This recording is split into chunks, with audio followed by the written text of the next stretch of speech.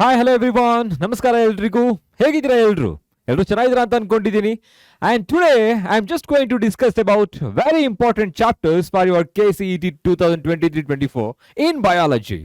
So ನಿಮಗೆ ಸಾಮಾನ್ಯವಾಗಿ ಗೊತ್ತಿರುತ್ತೆ, ಈ ವರ್ಷ ಅಂದರೆ 23-24 ಅಲ್ಲಿ ಕೆಲವು ಚಾಪ್ಟರ್ಸ್ಗಳನ್ನು ರಿಮೂವ್ ಮಾಡಿದ್ದಾರೆ, ಹೌದಲ್ವಾ? ರ್ಯಾಷನಲೈಸ್ಡ್ ಸಿಲೆಬಸ್ ಅಂತ ಕರಿತಾ ಇದ್ದೀವಿ. ಆ ಚಾಪ್ಟರ್ಸ್ಗಳು ಯಾವುದು ಅಂತ ನಿಮ್ಗೆ ಆಲ್ರೆಡಿ ಗೊತ್ತಾಗಿದೆ, ಓಕೆನಾ? ಅಂದ್ರೆ ಯಾವ ಚಾಪ್ಟರ್ನ ರಿಮೂವ್ ಮಾಡಿದ್ದಾರೆ. ಹಾಗಿದೆ ರಿಮೂವ್ ಮಾಡಿರೋ ಚಾಪ್ಟರ್ ಇಂದ ಕ್ವಶನ್ಸ್ಗಳು ಬರುತ್ತಾ ಬರಲ್ವಾ? ಯಾಕೆಂದ್ರೆ ನಿಮ್ಮ ಎಲ್ಲಾ ಕಾಲೇಜಸ್ಗಳಲ್ಲೂ ಕೂಡ ಅದೇ NCERT ಟೆಕ್ಸ್ಟ್ ಬುಕ್ ಅನ್ನ ಫಾಲೋ ಮಾಡ್ತಾ ಇರ್ತಾರೆ. ಎಲ್ಲ ಕಾಲೇಜಸ್ ಅಲ್ಲೂ ಕೂಡ ಆ ಚಾಪ್ಟರ್ಸ್ ಗಳನ್ನ ಸ್ಕಿಪ್ ಮಾಡಿರ್ತಾರೆ.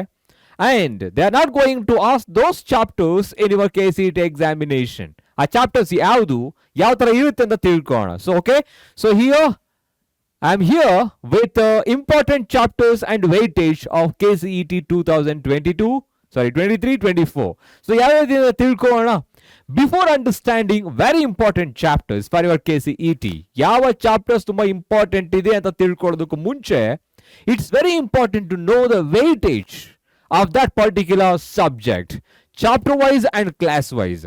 ಕ್ಲಾಸ್ ವೈಸ್ ವೆಯ್ಟೇಜ್ ಗೊತ್ತಿರಬೇಕು. ಕ್ಲಾಸ್ 11 ಇಂದ ಬಾಟನಿ ಮತ್ತೆ ಝುವಾಲಜಿ ಇಂದ ಎಷ್ಟು ಕ್ವಶನ್ಗಳನ್ನ ಕೇಳ್ತಾರೆ, ಎಷ್ಟು ಮಾರ್ಕ್ಸ್ ಬರುತ್ತೆ. ಅದೇ ತರ ಸಬ್ಜೆಕ್ಟ್ ವೈಸ್, ಅಂದ್ರೆ ಸಬ್ಜೆಕ್ಟ್ ವೈಸ್ ಅಂತ ಹೇಳಿದ್ರೆ ಚಾಪ್ಟರ್ ವೈಸ್ ಹೇಳ್ತಾ ಇದ್ದೀನಿ. ಚಾಪ್ಟರ್ ವೈಸ್ ಯಾವ ಚಾಪ್ಟರ್ ಎಷ್ಟು ಮಾರ್ಕ್ಸ್ಗೆ ಬರುತ್ತೆ ಅದನ್ನ ಹೇಳೋದು ಇಂಪಾರ್ಟೆಂಟ್ ಚಾಪ್ಟರ್ ಅಂತ ಹೇಳ್ಬಿಟ್ಟು, ಓಕೆನಾ?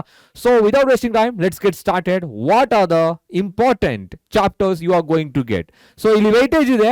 Previous year weightage I have given year. So ಅಂದ್ರೆ ಲಾಸ್ಟ್ ಇಯರ್ ಅಲ್ಲಿ ರ್ಯಾಷನಲೈಸ್ಡ್ ಸಿಲೆಬಸ್ ಇರಲಿಲ್ಲ, ಹಾಗಾಗಿ previous year weightage I have taken year. ನಿಮ್ಗೆ ಗೊತ್ತಾಗುತ್ತೆ 22 chapters from class 11 and 16 chapters from class 12 last year ಇದ್ದಿದ್ದು. ಅದೇ ತರ ಆಲ್ ಚಾಪ್ಟರ್ಸ್ ವರ್ ಇನ್ಕ್ಲೂಡೆಡ್. ಎಲ್ಲ ಚಾಪ್ಟರ್ಸ್ ಗಳಿಂದನೂ ಕೂಡ ಕಾಮನ್ ಆಗಿ ಕ್ವಶನ್ಸ್ ಅರೈಸ್ ಆಗ್ತಿತ್ತು. ಯಾವ ಚಾಪ್ಟರ್ ನ ಸ್ಕಿಪ್ ಮಾಡ್ತಾರೆ ಅಂತ ಗೊತ್ತಾಗ್ತಿರ್ಲಿಲ್ಲ, ಓಕೆನಾ?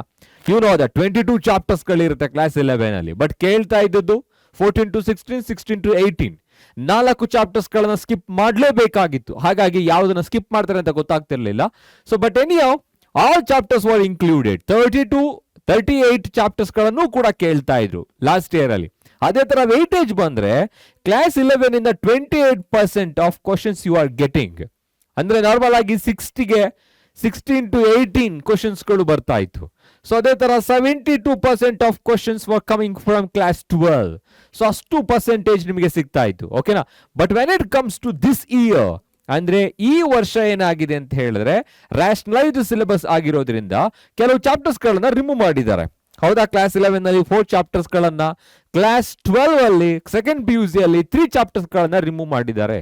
ನಿಮಗೆ ಆ ಒಂದು ಲಿಸ್ಟ್ ಗೊತ್ತಿರಬೇಕು ಯಾವ್ಯಾವುದು ಅಂತ ಹೇಳಿ. So here you can get this year from the class 11 they have included 19 chapters out of 19. ಅಂದ್ರೆ 3 ಚಾಪ್ಟರ್ಸ್ ಗಳು ರಿಮೂವ್ ಆಗಿದೆ, 19 ಚಾಪ್ಟರ್ಸ್ ಇದೆ. ಅದರಲ್ಲಿ 19 ಚಾಪ್ಟರ್ಸ್ ಗಳನ್ನು ಕೂಡ ಇನ್ಕ್ಲೂಡ್ ಮಾಡಬಹುದು. But remember, and they are going to skip 2 to 3 chapters amongst them. ಯಾವುದು ಅಂತ ನಾವು ಗೆಸ್ ಮಾಡ್ಬೇಕಾಗತ್ತೆ. ಯಾಕೆಂತ ಹೇಳಿದ್ರೆ ಅವರು ಕೇಳೋದೆ ಮ್ಯಾಕ್ಸಿಮಮ್ ಅಂತ ಹೇಳಿದ್ರೆ 16 to 17 questions from the class 11. ಆ ತರ ಕೇಳಿದಾಗ ಏನಾಗುತ್ತೆ, 1, 2, 3 ಚಾಪ್ಟರ್ಸ್ ಗಳನ್ನ ಸ್ಕಿಪ್ ಮಾಡಲೇಬೇಕಾಗತ್ತೆ, ಓಕೆನಾ? ಮಿನಿಮಮ್ ಅಂತ ಹೇಳಿದ್ರೆ 14 ಕ್ವಶನ್ಸ್ ಗಳನ್ನ ಕೇಳಿದರೆ ಕ್ಲಾಸ್ 11 ನಲ್ಲಿ. ಮ್ಯಾಕ್ಸ್ ಅಂತ ಹೇಳಿದ್ರೆ 18 ಕ್ವಶನ್ ಗಳನ್ನ ಕೇಳಿದ್ದಾರೆ. ಆ 4 ಕ್ವಶನ್ಸ್ ಗಳನ್ನ ನೀವು ಬಫರ್ ಆಗಿ ಕನ್ಸಿಡರ್ ಮಾಡಬಹುದು. ಹಾಗಾಗಿ 19 ಚಾಪ್ಟರ್ಸ್ ಗಳು ನೀವು ಅಟೆಂಡ್ ಮಾಡಬೇಕಾಗತ್ತೆ, ಓದಬೇಕಾಗತ್ತೆ. ಸೊ ಎಲ್ಲಾ ಚಾಪ್ಟರ್ ಇಂದನೂ ಕೂಡ ಒಂದು ಕ್ವಶನ್ ಬಂದೇ ಬರುತ್ತೆ, ಒಂದು ಕ್ವಶನ್ ಮಾತ್ರ. 2 ಕ್ವಶನ್ಸ್ಗಳು ತುಂಬಾ ರೇರು, ಬರೋದೇ ಇಲ್ಲ. ಯಾಕೆಂದ್ರೆ ಚಾಪ್ಟರ್ಸ್ಗಳು ಜಾಸ್ತಿ ಇದೆ, ಮಾರ್ಕ್ಸ್ ಡಿಸ್ಟ್ರಿಬ್ಯೂಷನ್ ತುಂಬಾ ಕಡಿಮೆ ಇರುತ್ತೆ.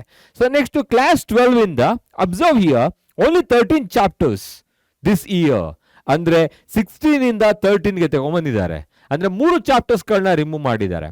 ಸೊ ಆ 3 ಚಾಪ್ಟರ್ಸ್ ಗಳು ನಿಮ್ಗೆ ಗೊತ್ತಿರಬೇಕು ಯಾವುದು ಅಂತ ಹೇಳ್ಬಿಟ್ಟು. For example reproduction in organisms, so ಅದನ್ನು ಕೂಡ ರಿಮೂವ್ ಮಾಡಿದ್ದಾರೆ ರ್ಯಾಷನಲೈಸ್ಡ್ ಸಿಲೆಬಸ್ ಅಲ್ಲಿ.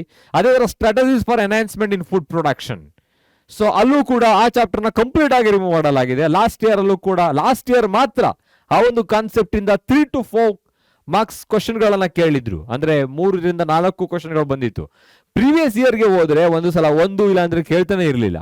ಬಟ್ ಲಾಸ್ಟ್ ಇಯರ್ ಕೇಳಿದ್ರು, ಬಟ್ ಈ ವರ್ಷ ಆ ಚಾಪ್ಟರ್ನ ರಿಮೂವ್ ಮಾಡಿಬಿಟ್ಟಿದ್ದಾರೆ. But when it comes to the last chapter environmental issues, last year ಅಲ್ಲಿ 3 ಕ್ವಶನ್ಸ್ಗಳನ್ನ ಕೇಳಿದ್ರು ಆ ಕಾನ್ಸೆಪ್ಟ್ ಇಂದ. ಬಟ್ ಅದಕ್ಕಿಂತ ಪ್ರಿವಿಯಸ್ ಇಯರ್ಗೆ ಹೋದ್ರೆ ಯಾವುದೇ ತರ ಕ್ವಶನ್ಗಳನ್ನ ಕೇಳ್ತಿರ್ಲಿಲ್ಲ, 1 or 2 ಮಾತ್ರ ಬರ್ತಾ ಇತ್ತು. But this year they have removed that. So in total you are getting 32 chapters out of 38. ಅಂದ್ರೆ ಲಾಸ್ಟ್ ಇಯರ್ 38 ಇತ್ತು, ಇವಾಗ 32 ಚಾಪ್ಟರ್ಸ್ ಗಳನ್ನ ಕೇಳ್ತಾರೆ. ಸೊ ಎಲ್ಲ ಚಾಪ್ಟರ್ಸ್ ಗಳು ಇನ್ಕ್ಲೂಡ್ ಆಗಿರುತ್ತೆ. ಯಾವುದು ರ್ಯಾಷನಲೈಸ್ಡ್ ಸಿಲೆಬಸ್ ಅಲ್ಲಿ ಡಿಲೀಟ್ ಆಗಿದೆ ಅಂತ ನಿಮಗೆ ಗೊತ್ತಿರಲಿ. ನೆಕ್ಸ್ಟ್ ಅದೇ ತರ ವೇಟೇಜ್ ಬಂದ್ರೆ you should know that class 11 ಇಂದ 28%. ಆಫ್ ಕೋರ್ಸ್ 28 ಅನ್ನೋದು ಅಪ್ರಾಕ್ಸಿಮೇಟ್ ಆಗಿ ಹೇಳ್ತಾ ಇರೋದು, ಅದಕ್ಕಿಂತ ಕಡಿಮೆನೂ ಹಾಕ್ಬೋದು. ನಾನು ಅದನ್ನ ಕ್ವಶನ್ ವೈಸ್ ಹೇಳೋದಾದ್ರೆ, and you are going to get only 14 to 16 questions from class 11. 14 to 16 questions from class 11. Class 12ಗೆ ಬಂದ್ರೆ 72% ಇರುತ್ತೆ. ಅಪ್ರಾಕ್ಸಿಮೇಟ್ಲಿ ಎಷ್ಟಾಗುತ್ತೆ, ಪ್ಲಸ್ ನೀವು ಎಷ್ಟು ಮಾಡ್ತೀರಾ ಅಷ್ಟು, ಅಂದ್ರೆ ಆಲ್ಮೋಸ್ಟ್ 42 ಕ್ವಶನ್ಸ್ಗಳು ಅರೈಸ್ ಆಗ್ಬೋದು. 44 ಕ್ವಶನ್ಸ್ಗಳು ಕ್ಲಾಸ್ 12 ಇಂದ ಕೇಳಬಹುದು. ಅಂದ್ರೆ ನೀವು ತುಂಬಾನೇ ಫೋಕಸ್ ಮಾಡಬೇಕಾಗಿರೋ ಕಾಂಟೆಂಟ್ ಯಾವ್ದಾಗಿರುತ್ತೆ, ಕ್ಲಾಸ್ 12 ಆಗಿರುತ್ತೆ. ಸೊ ಕ್ಲಾಸ್ 11 ನಲ್ಲಿ ಎಲ್ಲಾ ಚಾಪ್ಟರ್ಸ್ ಗಳಿಂದ ಒಂದೊಂದು ಕ್ವಶನ್ ಗಳನ್ನ ಪಿಕ್ ಮಾಡ್ತಾರೆ. ಕ್ಲಾಸ್ 12 ಅಲ್ಲಿ ಒಂದು ಚಾಪ್ಟರ್ ಇಂದ 3 to 4 to 5 ಕ್ವಶನ್ ಗಳನ್ನ ಎಕ್ಸ್ಟ್ರಾಕ್ಟ್ ಮಾಡೋ ಸಾಧ್ಯತೆ ಇರುತ್ತೆ. ಅದ್ಯಾವುದು ಅಂತ ತಿಳ್ಕೊಳ್ಳೋಣ. So in total you know that, ಈಗ ಏನ್ ಗೊತ್ತಾಯ್ತು ಈ ಕಾನ್ಸೆಪ್ಟ್ ಇಂದ, 60 ಕ್ವಶನ್ಸ್ ಇರುತ್ತೆ ನಿಮ್ಮ KCET ಅಲ್ಲಿ. ಆ 60 ಕ್ವಶನ್ ನಲ್ಲಿ I am talking about biology. So ಅದರಲ್ಲೂ ಕೂಡ class 11, class 12, first PU, second PU. First PU ಇಂದ 28% ಕ್ವಶನ್ಸ್ಗಳನ್ನ ಕೇಳ್ತಾರೆ, including botany and zoology, entire ಚಾಪ್ಟರ್ಗಳನ್ನ ಕನ್ಸಿಡರ್ ಮಾಡ್ಕೊಳ್ಳಿ. ಸೆಕೆಂಡ್ PUC ಇಂದ ನಿಮಗೆ ಆಲ್ಮೋಸ್ಟ್ 72% ಆಫ್ ಕ್ವಶನ್ಸ್ ಎಕ್ಸ್ಟ್ರಾಕ್ಟ್ ಮಾಡ್ತಾರೆ. ಸೊ ಆ ಕಾನ್ಸೆಪ್ಟ್ ಗೊತ್ತಿದ್ರೆ ನಿಮ್ಗೆ ಈಸಿಯಾಗಿ ಸ್ಕೋರ್ ಮಾಡ್ಬೋದು, ಯಾವ ತರ ಓದ್ಬೋದು ಅಂತ ಗೊತ್ತಾಗುತ್ತೆ. ಸೊ ಹಾಗಿದ್ರೆ ಇಂಪಾರ್ಟೆಂಟ್ ಚಾಪ್ಟರ್ಸ್ ಯಾವುದು sir? Here I have extracted from the year 2018 to 2023. ಯಾವ ಇಯರ್ ಅಲ್ಲಿ ಆ ಚಾಪ್ಟರ್ ಇಂದ ಎಷ್ಟು ಮಾರ್ಕ್ಸ್ ಅನ್ನ ಕೇಳಿದ್ದಾರೆ, ಎಷ್ಟು ಕ್ವಶನ್ಗಳನ್ನ ಕೇಳಿದ್ದಾರೆ ಅಂತ ನಾನು ಇಲ್ಲಿ ಒಂದು ಟೇಬಲ್ ಹಾಕಿದ್ದೀನಿ. So here by you come to know which is the most important chapter ಯಾವುದು ಅಂತ ಗೊತ್ತಾಗ್ಬಿಡುತ್ತೆ.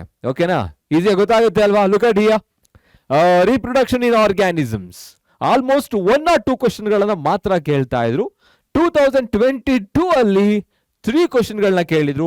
But last year they are fast only 2 questions. But this year 23-24 ಅಲ್ಲಿ ಈ ಚಾಪ್ಟರ್ ಅನ್ನ ರಿಮೂವ್ ಮಾಡಿದ್ದಾರೆ ರ್ಯಾಷನಲೈಸ್ಡ್ ಸಿಲೆಬಸ್ ಅಲ್ಲಿ. So no need to practice for your exam. ಇನ್ಫಾರ್ಮೇಶನ್ಗೆ, knowledge gain ಪರ್ಪಸ್ಗೆ ತುಂಬಾನೇ ಇಂಪಾರ್ಟೆಂಟ್ ಅದು. ಬೇಸಿಕ್ ಕಾನ್ಸೆಪ್ಟ್ ಆಗಿರೋದ್ರಿಂದ ಈವೆಂಟ್ಸ್ ಆಫ್ ರೀಪ್ರೊಡಕ್ಷನ್ ಎಲ್ಲ ಅಲ್ಲಿ ಗೊತ್ತಾಗ್ಬಿಡುತ್ತೆ. ಎಸೆಕ್ಷುವಲ್ ರೀಪ್ರೊಡಕ್ಷನ್ ಟೈಪ್ಸ್ಗಳು ಗೊತ್ತಾಗುತ್ತೆ, ಎಕ್ಸಾಂಪಲ್ಸ್ ಗೊತ್ತಾಗುತ್ತೆ. ನಾಲೆಡ್ಜ್ ವೈಸ್ ತುಂಬಾ ಇಂಪಾರ್ಟೆಂಟ್ ಚಾಪ್ಟರ್. ಆದರೆ KCETಗೆ ಬಂದಾಗ, ನೀಟ್ಗೆ ಬಂದಾಗ ಅದು ಕನ್ಸಿಡರ್ ಮಾಡೋದಕ್ಕಾಗಲ್ಲ, ಯಾಕೆಂದ್ರೆ ಅದು ರ್ಯಾಷನಲ್ ಸಿಲೆಬಸ್ ಅಲ್ಲಿ ರಿಮೂವ್ ಆಗಿದೆ. Next sexual reproduction in flowering plants, ತುಂಬಾನೇ ಇಂಪಾರ್ಟೆಂಟ್ ಆಗಿರೋ chapter and also huge chapter.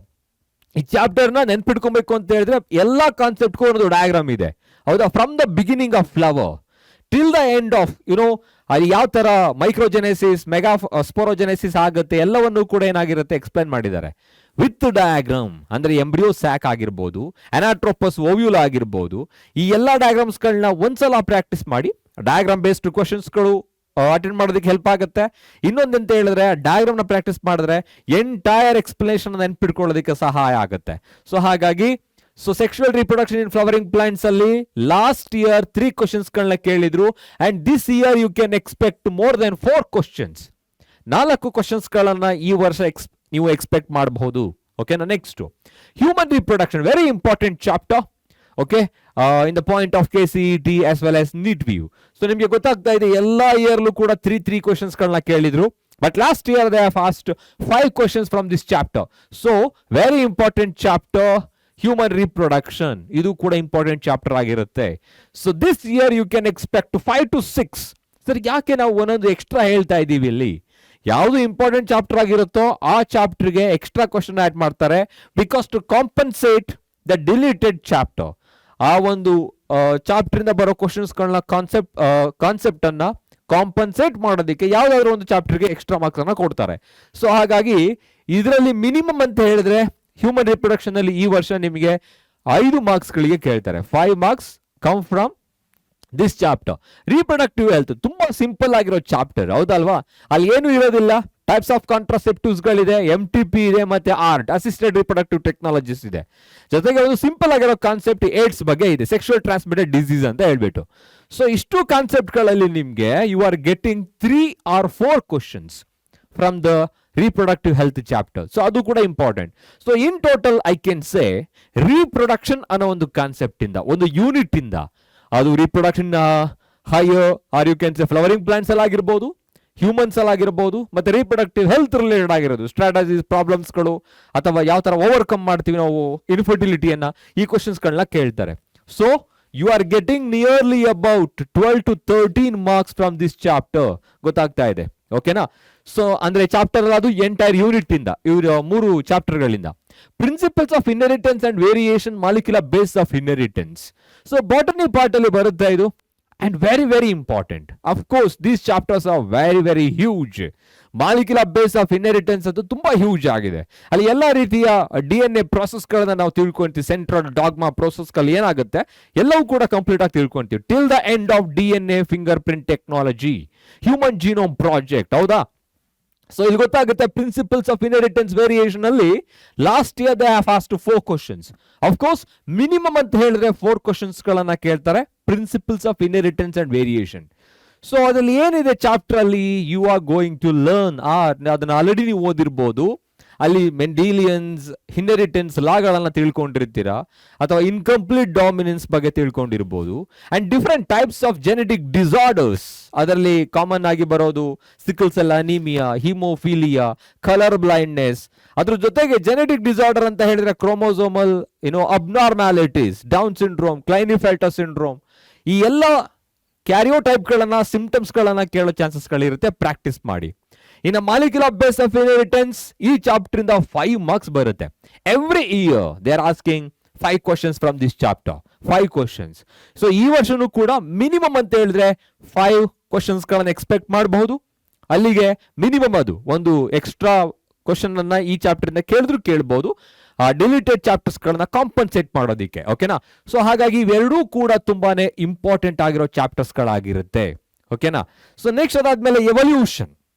Last year 2 questions ಗಳನ್ನ ಮಾತ್ರ ಕೇಳಿದ್ರು, ಅದರ ಹಿಂದೆ 1 ಕ್ವಶನ್ ಅನ್ನ ಕೇಳಿದ್ರು.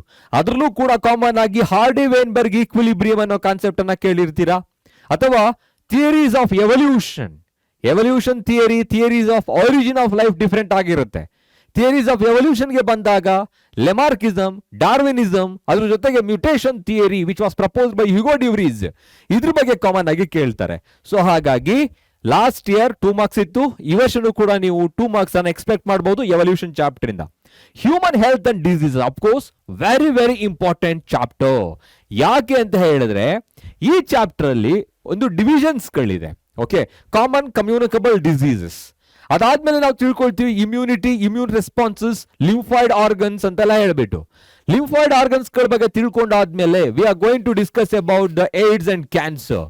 ಏಡ್ಸ್ ಅಲ್ಲಿ ಅದು ಯಾವ ತರ ಇನ್ಫೆಕ್ಷನ್ ಆಗುತ್ತೆ, ಟ್ರಾನ್ಸ್ಮಿಷನ್ ಮೋಡ್ಸ್ ಅಂತ ತಿಳ್ಕೊಂತೀವಿ, preventive measures and replication of that particular ರೆಟ್ರೋವೈರಸ್.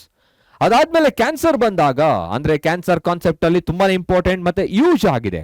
There you are discussing about the characteristic features of cancer and also benign tumor, malignant tumor, and there you are discussing about very important topic, diagnosis or detection. ಯಾವ ತರ detect ಮಾಡ್ತಾರೆ, there are different 6 types they have given. ಎಲ್ಲವನ್ನೂ ಕೂಡ practice ಮಾಡಬೇಕು, ತುಂಬಾನೇ important ಆಗಿರುತ್ತೆ. You can expect 5 questions from this chapter, human health and diseases. ಅದನ್ನ ಬಿಟ್ಟರೆ strategies for enhancement in food production, as I said, this chapter is removed. ಈ chapter remove ಮಾಡಿದ್ದಾರೆ. But unfortunately ಏನಂತ ಹೇಳಿದ್ರೆ ಲಾಸ್ಟ್ ಇಯರ್ ಈ ಒಂದು concept ಇಂದ 4 marks ಅಂದ್ರೆ ಅರೈಸ್ ಆಗಿತ್ತು. ಆ ಮೊಯೆಟ್ ಬಗ್ಗೆ ಕೇಳಿದ್ರು, ಇನ್ಬ್ರೀಡಿಂಗ್ ಡಿಪ್ರೆಷನ್ ಬಗ್ಗೆ ಕೇಳಿರ್ತಾರೆ. ಬಟ್ ಈ ವರ್ಷ ಈ ಚಾಪ್ಟರ್ ಅನ್ನ ರಿಮೂವ್ ಮಾಡಿದ್ದಾರೆ. ಆದ್ರೆ ಈ 4 ಮಾರ್ಕ್ಸ್ ಇತ್ತಲ್ಲ, ಅದನ್ನ ಕಾಂಪನ್ಸೇಟ್ ಮಾಡೋದಕ್ಕೆ ಎಲ್ಲಿಗೆ ಬೇಕಾದ್ರೂ ಹಾಕ್ಬಹುದು, ಹೌದಾ? ಸೊ ನೆಕ್ಸ್ಟ್ ಬಂದ್ರೆ ಮೈಕ್ರೋಬ್ಸ್ ಇನ್ ಹ್ಯೂಮನ್ ವೆಲ್ಫೇರ್, ತುಂಬಾನೇ ಇಂಪಾರ್ಟೆಂಟ್ ಆಗಿರೋದು ಅಲ್ಲ ಅದು, ಆದ್ರೆ ತುಂಬಾ ಸಿಂಪಲ್ ಆಗಿರೋ ಚಾಪ್ಟರ್. ಎಲ್ಲ ಮೈಕ್ರೋ ಆರ್ಗ್ಯಾನಿಸಮ್ಸ್ ಗಳನ್ನ ಲಿಸ್ಟ್ ಮಾಡ್ಕೊಳ್ಳಿ. ಅದು ಯಾವ ಕೆಮಿಕಲ್ ಅಂದ್ರೆ ಕೆಮಿಕಲ್ಸ್ ಆಗಿರ್ಬೋದು, ಇಂಡಸ್ಟ್ರಿಯಲ್ ಆರ್ಗ್ಯಾನಿಕ್ ಕಾಂಪೌಂಡ್ಸ್ ಗಳಾಗಿರ್ಬೋದು, ಎನ್ಸೈಮ್ಸ್ ಗಳಾಗಿರ್ಬೋದು, ಎಕ್ಸ್ಟ್ರಾಕ್ಟ್ ಮಾಡ್ತಾರೆ ಅಂತ ಲಿಸ್ಟ್ ಔಟ್ ಮಾಡಿ. So that is all about the microbes in human welfare. 1 marks ಕೇಳಿದ್ರು ಲಾಸ್ಟ್ ಇಯರ್. ಅದನ್ನ ಬಿಟ್ರೆ biotechnology, both the chapters, principles and processes and applications, ಈ ಎಂಟೈರ್ ಚಾಪ್ಟರ್ ಇಂದ ನೋಡಿ, ಬಯೋಟೆಕ್ನಾಲಜಿ ಚಾಪ್ಟರ್ ಅಂತ ಕನ್ಸಿಡರ್ ಮಾಡಿ, ಇವೆರಡೂ ಕೂಡ ತುಂಬಾ important. And you are going to get nearly about 4 to 5 questions. ಇಲ್ಲಿ ಜಸ್ಟ್ 1 ಮಾರ್ಕ್ ಮಾತ್ರ ಕೇಳಿದ್ದು ಲಾಸ್ಟ್ ಇಯರ್, ಆದ್ರೆ this year you can expect minimum 2 marks.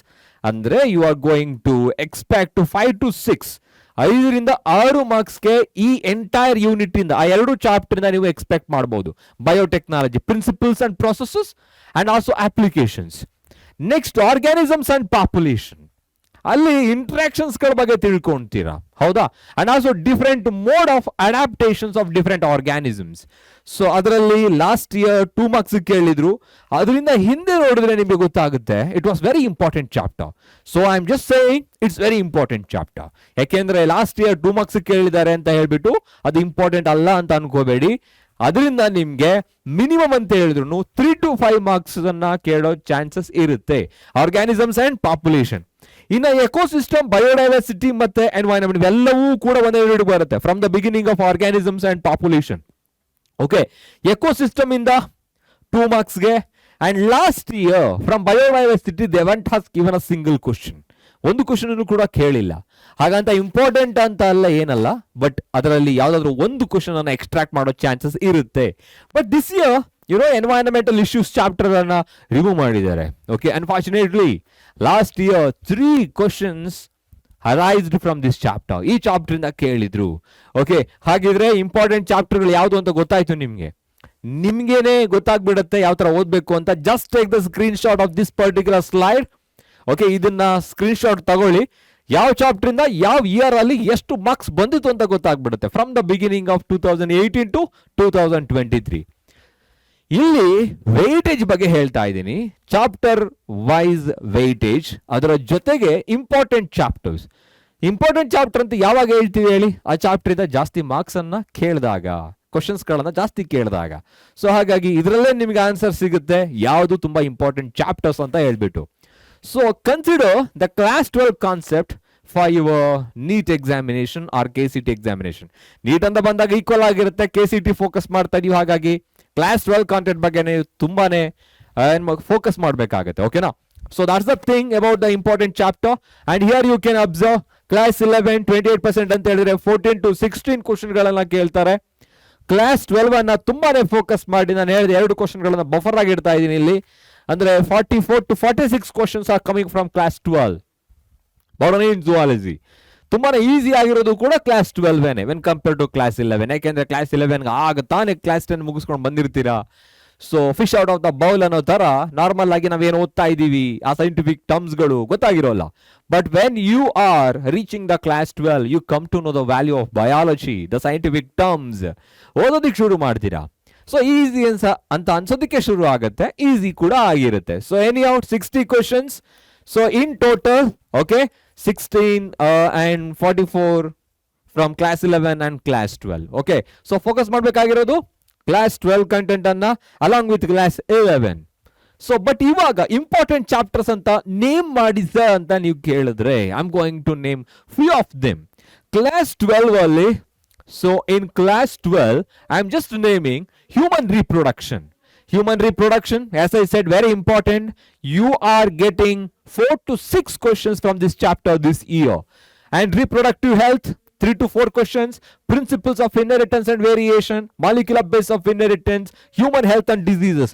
ಇಷ್ಟರಲ್ಲೂ ಕೂಡ ನೀವು ಒಂದೊಂದರಲ್ಲೂ ಕೂಡ 5 marksಗೆ ಕ್ವಶನ್ಸ್ ಗಳನ್ನ ಎಕ್ಸ್ಟ್ರಾಕ್ಟ್ ಮಾಡಬಹುದು, ಅಂದ್ರೆ ಎಕ್ಸ್ಪೆಕ್ಟ್ ಮಾಡಬಹುದು. ನೆಕ್ಸ್ಟ್ ಬಯೋಟೆಕ್ನಾಲಜಿ ಮತ್ತೆ ಎರಡು ಕೂಡ, ಬಯೋಟೆಕ್ನಾಲಜಿ 1 and 2 ಅಂತ ಏನಿದೆ, ಪ್ರಿನ್ಸಿಪಲ್ಸ್ ಮತ್ತೆ ಟೆಕ್ನಾಲಜೀಸ್, ಪ್ರಿನ್ಸಿಪಲ್ಸ್ ಅಂಡ್ ಪ್ರಾಸೆಸ್ ಆಗಿರ್ಬೋದು, ಅದರ ಜೊತೆಗೆ ಅಪ್ಲಿಕೇಶನ್ಸ್ ಎರಡು ಚಾಪ್ಟರ್ ಕೂಡ ಸೇರಿಸಿ ಹೇಳ್ತಾ ಇರೋದು. You can expect to 5 to 6 marks from this unit you can ಸೇ.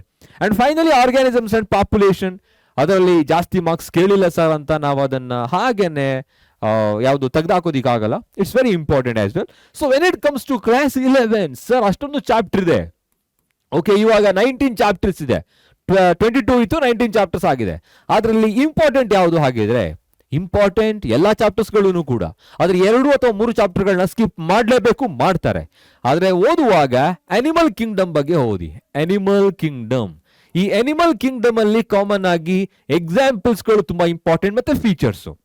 ಆ ಫೀಚರ್ಸ್ ಅಲ್ಲೂ ಕೂಡ ನಮಗೆ ಗೊತ್ತಾಗ್ಬಿಡುತ್ತೆ ಯಾವುದು ಸೂಡೋಸಿಲೋಮೇಟ್, ಯಾವುದು ಎಸಿಲೋಮೇಟ್ ಕಾಮನ್ ಆಗಿ ಕೇಳೋದು, ಮತ್ತೆ ಯಾವ್ದ್ರಲ್ಲಿ ಯಾವ ತರದ ಎಕ್ಸ್ಕ್ರೀಟರಿ ಸಿಸ್ಟಮ್ ಇರುತ್ತೆ ಅಂತ ಕೇಳ್ತಾರೆ. ಇನ್ನು ಎಕ್ಸಾಂಪಲ್ಸ್ ಗಳನ್ನ ಮ್ಯಾಚ್ ಮಾಡಿ ಅಂತ ಕೇಳ್ತಾರೆ. ಓಕೆ, ಎಕ್ಸಾಂಪಲ್ಸ್ ಗಳನ್ನ ಚೆನ್ನಾಗಿ ಓದ್ಕೋಬೇಕು. ಅದ್ರ ಜೊತೆಗೆ ನಿಮೋನಿಕ್ಸ್ ಅನ್ನ ಹುಡ್ಕೋದಿಕ್ ಹೋಗ್ಬೇಡಿ, that's very important. If you are looking for mnemonics, sometimes you may forget that. ಯಾಕೆ ನೆನ್ಪಿಟ್ಕೊಳ್ಳೋದಕ್ಕೆ ನಿಮೋನಿಕ್ಸ್ ಇರೋದು ಅಂತ ಅನ್ಕೋಬೇಡಿ ಯಾವತ್ತೂ ಕೂಡ. ಫಸ್ಟು ಜನರಲ್ ನೇಮ್ ಅನ್ನ ಸ್ಟಡಿ ಮಾಡಿ. So you have to imagine that particular organism. ನಂತರ ಅದಕ್ಕೆ ಸೈಂಟಿಫಿಕ್ ನೇಮ್ ಅನ್ನ ಹುಡ್ಕೋದಿಕ್ಕೆ ಟ್ರೈ ಮಾಡಿ. ಸೊ ಈಸಿಯಾಗಿ ನೆನಪಿರುತ್ತೆ ಅದು. ಓಕೆ, ಸೊ ಎಲ್ಲ ಫೈಲಾಗಳು, ಎಲ್ಲ ಕ್ಲಾಸಸ್ಗಳು, ಕ್ಯಾರೆಕ್ಟರ್ ಫೀಚರ್ಸ್ಗಳು, ಅದ್ರ ಜೊತೆಗೆ ಯಾವುದು ಎಕ್ಸಾಂಪಲ್ಸ್ಗಳು. ನೆಕ್ಸ್ಟ್ ಅದನ್ನ ಬಿಟ್ಟರೆ human physiology. I am just talking about human physiology. Okay, physiology. Okay, so ಇದು ಕೂಡ ತುಂಬಾ ಇಂಪಾರ್ಟೆಂಟ್. ಅದರಲ್ಲೂ ಕೂಡ ಎಲ್ಲಾ ಚಾಪ್ಟರ್ಸ್ಗಳಿದೆ. ಡೈಜೆಷನ್ ಅಂಡ್ ಅಬ್ಸಾರ್ಪ್ಷನ್ ಚಾಪ್ಟರ್ ನ ರಿಮೂವ್ ಮಾಡಿದ್ದಾರೆ. ಅದನ್ನ ಬಿಟ್ರೆ ಇನ್ನು ಉಳಿದ ಎಲ್ಲಾ ಚಾಪ್ಟರ್ಗಳಿದೆ, ಎಲ್ಲವನ್ನು ಕೂಡ ಪ್ರಾಕ್ಟೀಸ್ ಮಾಡಿ. In anatomy and morphology of flowering plants, cell division and cell cycle.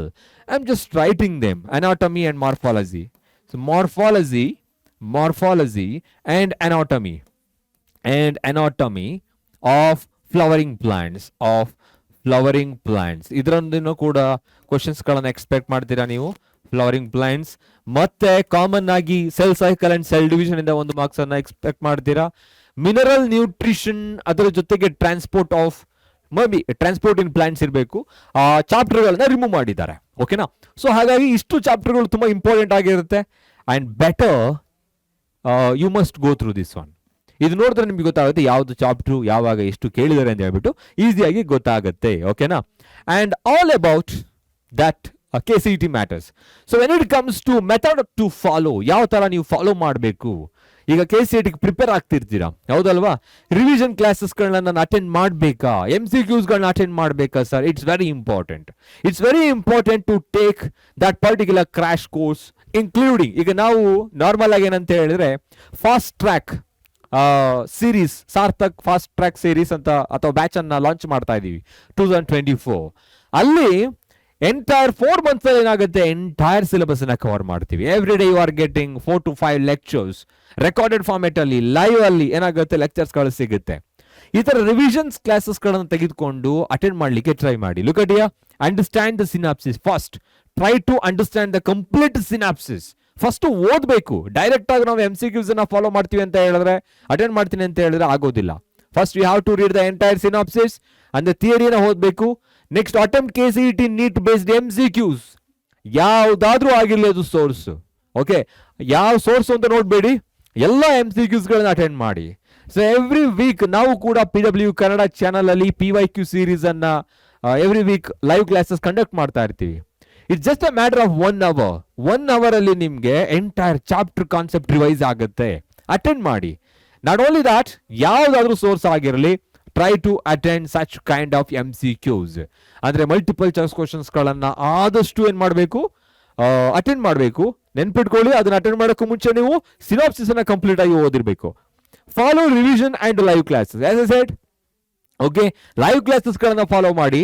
ಅಂದ್ರೆ ಯಾವ್ದಾದ್ರು PYQ ನಡೀತಾ ಇದ್ರೆ ನಮ್ಮ PW ಕನ್ನಡ ಚಾನಲ್ ಅಲ್ಲಿ, ಅಥವಾ ಫಾಲೋ ರಿವಿಷನ್ಸ್. ಯಾವ್ದು ರಿವಿಷನ್ಸ್? ಫಾಸ್ಟ್ ಟ್ರ್ಯಾಕ್ ಸೀರೀಸ್ಗಳು, ರಿವಿಷನ್ಸ್ಗಳು ಫಾಲೋ ಮಾಡಿ. ಟಾರ್ಗೆಟ್ ಸೀರೀಸ್ ಅಂದ್ರೆ ಟಾರ್ಗೆಟ್ CET ಅಂತ ಏನಿದೆ, KCET ಸೀರೀಸ್ ಅದು ಕೂಡ ಇದೆ, ಫಾಲೋ ಮಾಡಿ.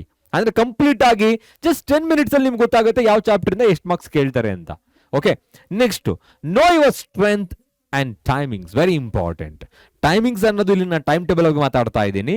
ನಾವು ಕರೆಕ್ಟ್ ಆಗಿ ಈ ಚಾಪ್ಟರ್ ನಾನು ಇದೇ ಟೈಮ್ ಮುಗಿಸ್ತೀನಿ, ಕಂಪ್ಲೀಟ್ ಮಾಡ್ತೀನಿ. ಫಿನಿಶ್ ಮಾಡಬೇಡಿ, ಕಂಪ್ಲೀಟ್ ಮಾಡಿ. ಓಕೆ, ಅಂದ್ರೆ ಈಗ ನಾರ್ಮಲ್ ಆಗಿ ಏನಂತ ಹೇಳಿದ್ರೆ ಕ್ಲಾಸ್ 12 ಅಲ್ಲಿ ಇಡ್ತೀರಾ, ಕ್ಲಾಸ್ 11 ಕಾನ್ಸೆಪ್ಟ್ ಅನ್ನು ಯಾವಾಗ ಗೊತ್ತೀರಾ? ವೀಕ್ಲಿ 1 or 2 days ಅಲ್ಲಿ 3 hours ಟೈಮ್ ಟೇಬಲ್ ಹಾಕೊಳ್ಳಿ. ವೀಕ್ಲಿ 1 ಈಗ್ಲಿಂದಾನೆ ಶುರು ಮಾಡಿದ್ರೆ, ಸೊ ಅವಾಗ ನೀವೇನ್ ಮಾಡ್ಬೋದು, weekly once or twice 3 hours ಅನ್ನ ಒಂದು ಚಾಪ್ಟರ್ಗೆ ಕೊಟ್ರೆ ಕ್ಲಾಸ್ 11 ಅಲ್ಲಿ ಕಂಪ್ಲೀಟ್ ಆಗಿ ಅದನ್ನ ಓದಬಹುದು. ಓಕೆನಾ? ಹಾಗಾಗಿ ಎರಡನ್ನೂ ಕೂಡ ಕಾನ್ಸಂಟ್ರೇಟ್ ಮಾಡಿ. ಬೋತ್ NEET ಮತ್ತೆ KCET ಗೆ ಹೆಲ್ಪ್ ಆಗುತ್ತೆ. ಸೊ ನಿಮ್ಗೆ ಆಲ್ರೆಡಿ ಗೊತ್ತಿರೋ ಹಾಗೆ we are launching Sarthak KCET fast track 2023-24. ಅಲ್ಲೂ ಕೂಡ ಇದೇ ತರದ ಟಿಪ್ಸ್ ಗಳನ್ನ ಅಂದ್ರೆ year wise PYQ live classes ಗಳನ್ನ ಕಂಡಕ್ಟ್ ಮಾಡ್ತೀವಿ. ಲೆಕ್ಚರ್ಸ್ ಗಳು ನಿಮ್ಗೆ ರೆಕಾರ್ಡೆಡ್ ಫಾರ್ಮೆಟ್ ಅಲ್ಲಿ ಇರುತ್ತೆ. ತುಂಬಾನೇ ಈಸಿಯಾಗಿ ಅಫೋರ್ಡಬಲ್ ಪ್ರೈಸ್ ಅಲ್ಲಿ ಇರುತ್ತೆ ನಿಮ್ಗೆ 1799. ಓಕೆ, ಎಷ್ಟಿದೆ ಅಲ್ವಾ ಪ್ರೈಸ್ 1799. ಸೊ ಹಾಗಾಗಿ ನೀವು ಅದನ್ನ ಪರ್ಚೇಸ್ ಮಾಡಬಹುದು, ಎನ್ರೋಲ್ ಆಗಬಹುದು. ಕಂಪ್ಲೀಟ್ ಆಗಿ ಅಲ್ಲಿ ನಿಮಗೆ ಲೈವ್ ಪಿಯರ್ ಟು ಪಿಯರ್ ಏನಾಗಿರುತ್ತೆ, ಡೌಟ್ ಸಾಲ್ವಿಂಗ್ ಇರುತ್ತೆ. ಡೆಡಿಕೇಟೆಡ್ ಫ್ಯಾಕಲ್ಟೀಸ್ಗಳು ನಿಮ್ಮ ಡೌಟ್ ಅನ್ನ ಕ್ಲಿಯರ್ ಮಾಡ್ತಿರ್ತಾರೆ. ಓಕೆನಾ? ಸೊ ಮತ್ತೆ ಸಿಗೋಣ ಲೈವ್ ಕ್ಲಾಸಸ್ಗಳಲ್ಲಿ. ಇದನ್ನ ನೀವು ಫಾಲೋ ಮಾಡಿ ಕಂಪ್ಲೀಟ್ ಆಗಿ. ಈ ಚಾಪ್ಟರ್ಸ್ಗಳನ್ನ ಸ್ವಲ್ಪ ಮಟ್ಟಿಗೆ ಇನ್ನು ಕಾನ್ಸಂಟ್ರೇಟ್ ಮಾಡಿ ಓದಲಿಕ್ಕೆ ಟ್ರೈ ಮಾಡಿ. ಜಾಸ್ತಿ ಮಾರ್ಕ್ಸ್ ಅನ್ನ ನಾವು ತಗೊಬಹುದು. ಓಕೆನಾ? ಸೊ ನೆಕ್ಸ್ಟ್ ಕ್ಲಾಸ್ ಅಲ್ಲಿ ಮತ್ತೆ ಸಿಗೋಣ. Till then take care, have a nice day everyone.